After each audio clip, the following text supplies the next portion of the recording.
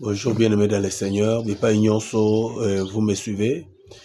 Je vous témoigne la grâce et la gloire de Dieu aujourd'hui par rapport à ce que le Seigneur a fait dans ma vie. Ça va édifier quelqu'un dans ce temps difficile au coin du monde là où vous vous retrouvez et particulièrement dans ce groupe et qui édifie et qui bénit beaucoup de bien-aimés par ce biais.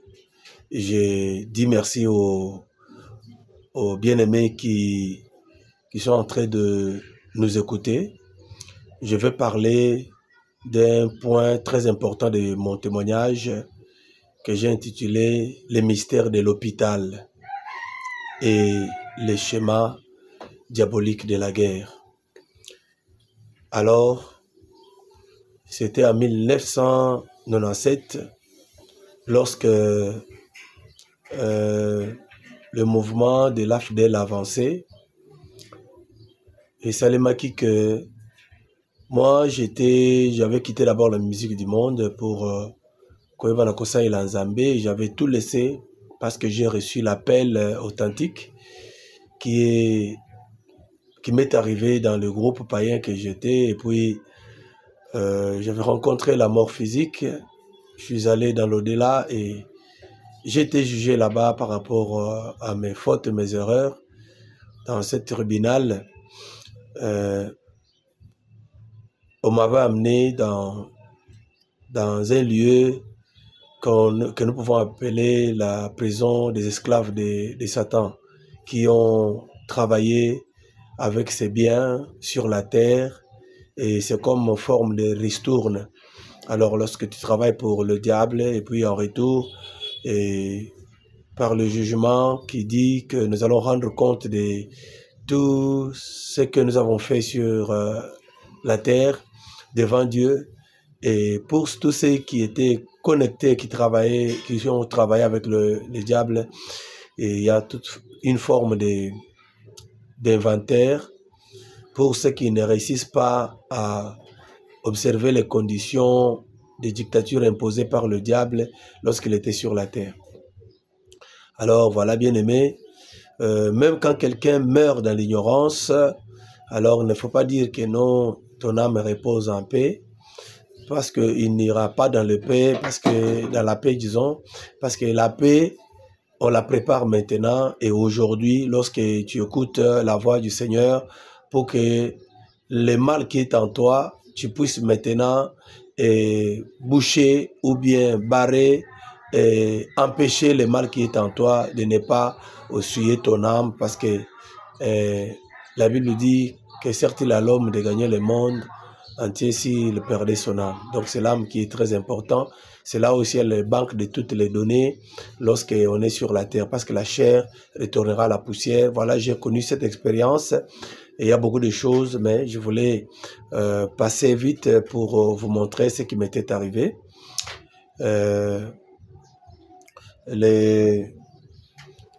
À l'époque, il y avait beaucoup de demandes, beaucoup de mouvements qui voulaient que je retourne à la musique du monde.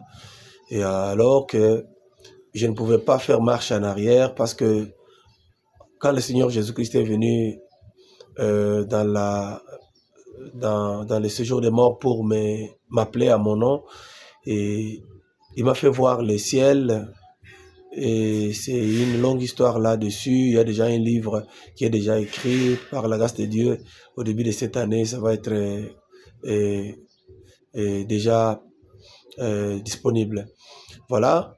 Et après, quand je suis retourné pour voir mon corps, avec l'ange qui m'a retourné, c'était à Yolo Campings, là où il y avait le siège de ce grand orchestre tradit moderne de Baluba.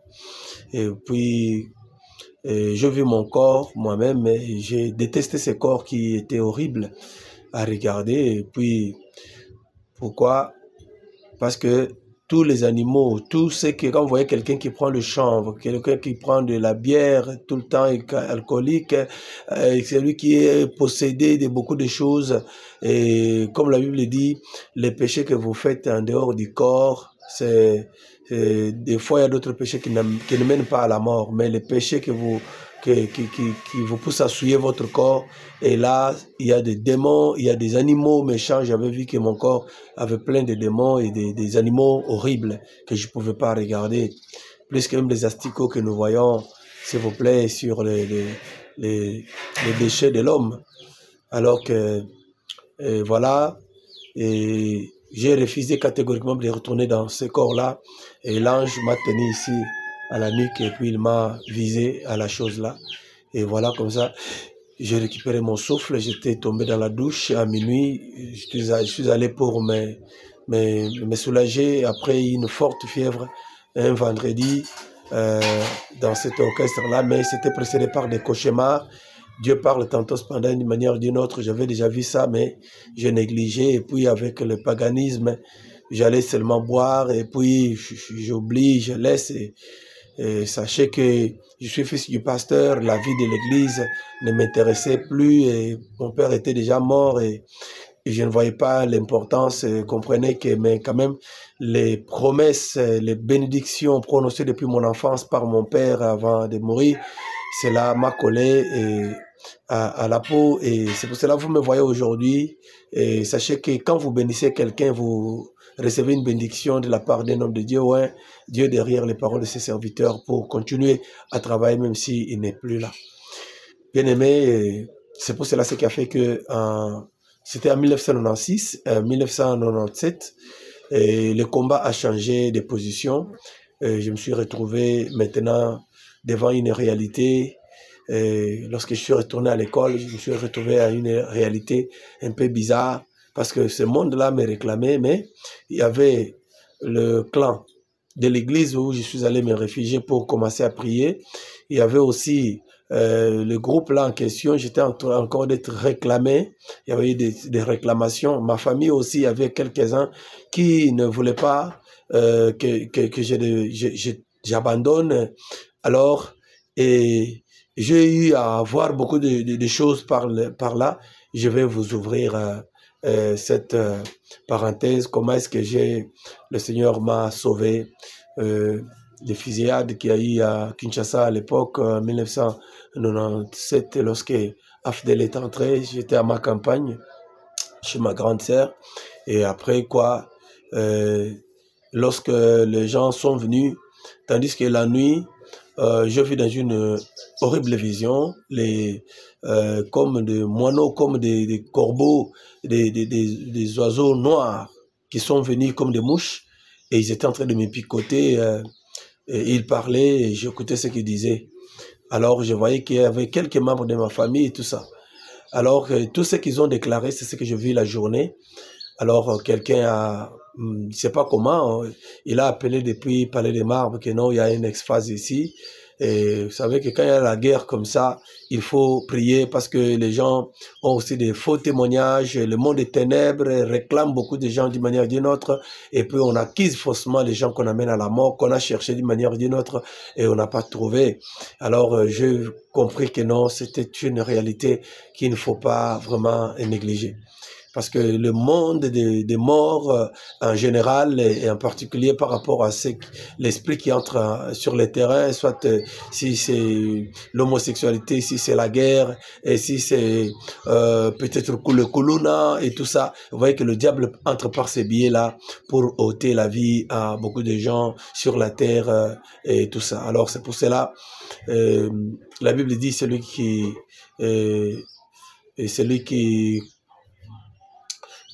me reçoit celui qui m'a envoyé. Alors que Dieu ne peut pas m'envoyer si je n'ai pas l'expérience de témoignage que je vous dis aujourd'hui. Alors c'est un avertissement aussi, là où vous vous trouvez, vous devez faire attention à toi, et puis veiller sur votre état spirituel, c'est ce qui compte. Il s'est fait que quand ils étaient venus, ils m'ont entouré, ils ont commencé à parler exactement tel que j'avais vu la nuit. Et puis ma grande sœur a dit, je ne veux pas voir comment se continue mon petit frère. Les gens du quartier sont venus en grand nombre et parce que ces gens-là, des militaires, parlaient leur langue de chez eux et l'anglais. Nous, et les gens du quartier ne parlaient pas l'anglais et puis français et lingala. Il y avait cacophonie terrible. Alors, le commandant a ordonné de me fusiller. Alors, curieusement, quand l'autre a avancé, il a voulu me tuer. Alors, tandis qu'on a dit que non, c'est un évangéliste, c'est un chantre, et il est connu ici dans le quartier, il chante, évangélise. Alors, ils n'ont pas voulu écouter. Je commençais à chanter Masia, Moyo Wani, Masia, Moyo Wani, Masia. C'était comme pour moi le dernier mot et que j'aille en louant Dieu, quoi. Parce que c'est ma vie de tout le temps. Et voilà que le soldat en question, il est resté un peu me fixant les yeux. On lui dit encore 3 fois, mon pic est. Alors, il a fait un pas en arrière, il a bougé son arme, et puis il a fait sortir les balles, et il est retourné chez son commandant, et il a déposé l'arme par terre, et puis il a élevé les mains qu'on le tue à ma place. Donc, il avait refusé.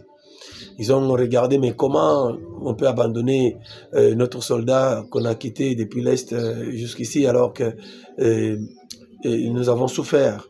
Et voilà, quand Dieu veut sauver quelqu'un, bien aimé, il n'y a que l'intervention. Je peux dire que non, pour le Congo, comme vous voyez, pour toi, pour ta famille, pour ton problème, n'aille pas de gauche à droite, fixe-toi sur Jésus-Christ. Et si tu es avec Jésus, tu n'auras ni peur devant la mort ou de quoi que ce soit, même si les ennemis sont à la porte, comme dit le psaume, alors tu n'auras pas peur. Et c'est ainsi, à ce moment-là, il y avait une crise de malaria qui m'avait pris suite au drogue, disons, chanvre, l'alcool que nous prenions. Quand je quittais la musique là, j'étais comme, j'avais le surménage mental qui faisait que, parce que là-bas on dormait la journée, on travaillait la nuit, et mon système était presque tourné en envers. Et voilà ce que, et à partir de ce moment-là, directement, on m'a amené à l'hôpital. Et à la CNPP, on m'a donné le traitement. Maintenant, la nuit, et je vis 3 catégories de gens venir. Et il y a eu un membre de famille, il y a eu un membre de l'église à chorale, là où j'allais du côté Sakombi. Il était aussi dirigeante de la chorale, parce que moi aussi, le pasteur m'avait donné l'autorisation et j'avais amené mon groupe et de chanter à l'église là-bas. Il y avait aussi un membre de l'ancien groupe où j'étais. Il y avait aussi un membre du quartier. Il y en avait 4. Alors ils ont entrôné les lits de l'hôpital. Comme j'étais ligoté comme ça par rapport au mouvement brutal que je faisais, j'étais sous les piqûres des tranquillisants. Et à minuit juste, je vis comme si c'était du live. Alors comprenez, à partir de ce moment-là, on m'a ligoté. Je voyais un cochon qui était ligoté mains et pieds. Alors il avait un gros ventre et moi je me voyais, mon esprit était au-dessus. Alors